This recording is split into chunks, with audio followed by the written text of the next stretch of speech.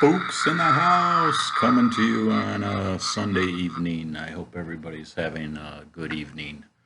This weekend I came across Hansel and Gretel, um, Brothers Grimm fairy tale, and basically, story is they get lost in the woods and get captured by a witch that has a gingerbread house, and they end up burning the witch. Well, they decided they had to get jobs, I guess, and three movies were made in the middle of 2013 through the 15 with Hansel and Gretel themes. So I ended up watching them, and all three are different. And if you're looking for like cult classics, um, they're okay. I mean, one I think was in theaters. The other two I think were just straight to DVD or stream television. Not sure on the other two, but I think one of them did make the theaters. Um, Two of the three, one's action horror, one's horror, and one they kind of say it's horror. I'm not gonna that one I'm going with. It's more of a teenage. It's got a little violence in it, a little. Halfway through the movie, um, I won't put it as a horror flick. I think they say that it is. I don't. I have it kind of as a modern day Nancy Drew Hardy Boy mystery kind of, and it kind of has like a uh, for parents, I guess teenagers or youngsters. If you watch this, if you remember when you were a kid, they had the after school specials. This came that close to be where I was like, this is the after school special, but with the a couple killing sort of things that kind of threw it out the window. But up about halfway through the movie, I'm like, am I watching an after school special? So it was entertaining watching these. I got my share fill of Hansel and Gretel growing up, I guess. Um, I guess we'll start with the one that was the after school special kind of. Hansel and Gretel, Warriors of Witchcraft. It got a 2.5 in 2013. Um, this would be, I think it's past the time that teenagers would want to watch this. Years ago, I think this would have been a fit for teenagers. I just don't think the genre is going to keep them intrigued. It's something that parents and teenagers could watch together. Um, Basically, two twins are sent to a private school after the boy gets into trouble. Well, it ends up finding that they're at a school for witches and uh, slash witch slayers. And so the mystery kind of goes through the motions of the movie and what's going on. But yeah, it almost like I say, this could have been again a after school special almost. Interesting on this is Hansel and Gretel were played by brother and sister, uh, Fivel Stewart and Bobo Stewart. In the movie, they're twins. They're not in real life. But yeah, they do have the look of being twins. So that was kind of interesting. Fivel Stewart doesn't do much acting. Haunting Sharon Tate. She's doing a couple things. Bobo Stewart was tied to Disney and some other things.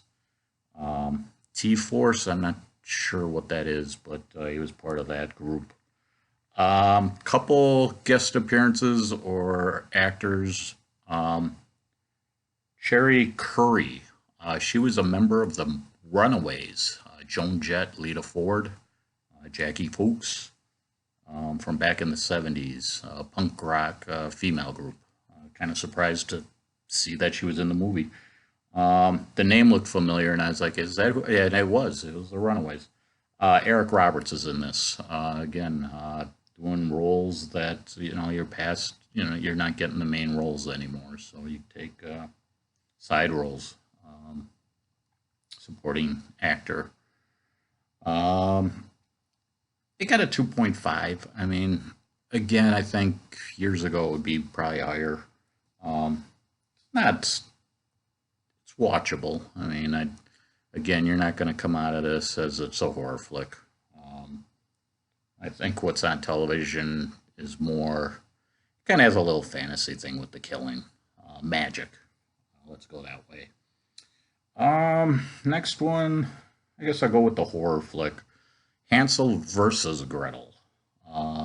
They're grown ups in a small town, and I don't really want to give too much into it, but it does have some gore in it.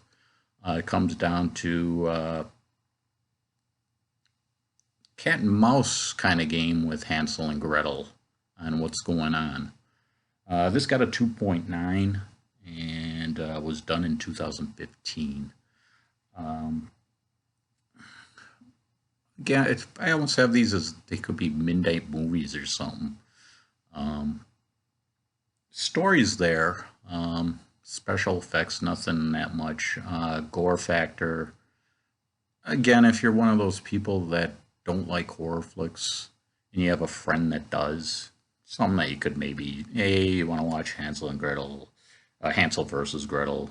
It's got a little gore in it, but I don't know, please the masses kind of.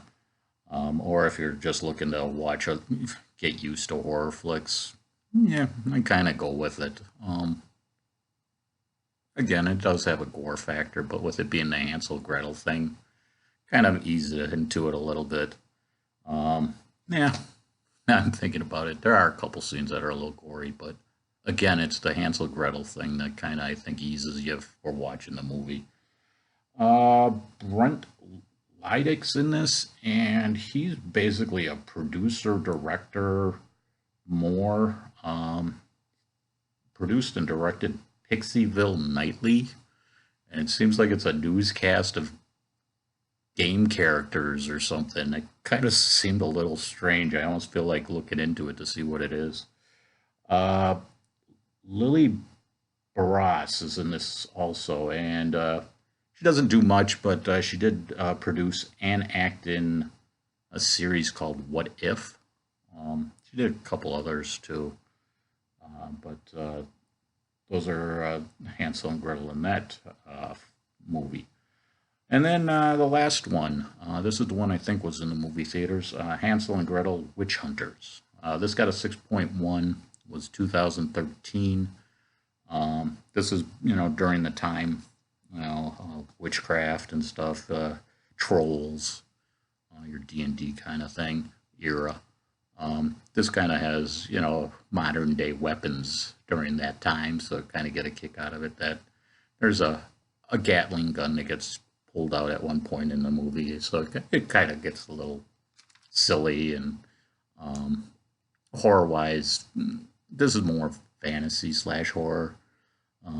Again, this kind of has that midnight cult movie, if you want to go that route. Jeremy Remmer is in this, and he does the voice of Hawkeye or does the character Hawkeye and the voice for the Avengers. And Gemma Arterton, hope I said that right. She just did something, Murder Mystery, something that she was in. So that is my discussion on Hansel and Gretel. And then wrapping it up, yesterday I ended up pulling the gladiolas, basically mud, but stored them in a planter in the basement. Little worried is it says it's supposed to be a little cooler in the basement, but with today's heating systems in houses, it isn't like back in the day where you had kind of a cooler basement. So I'm kind of curious on how that's going to go in the winter time.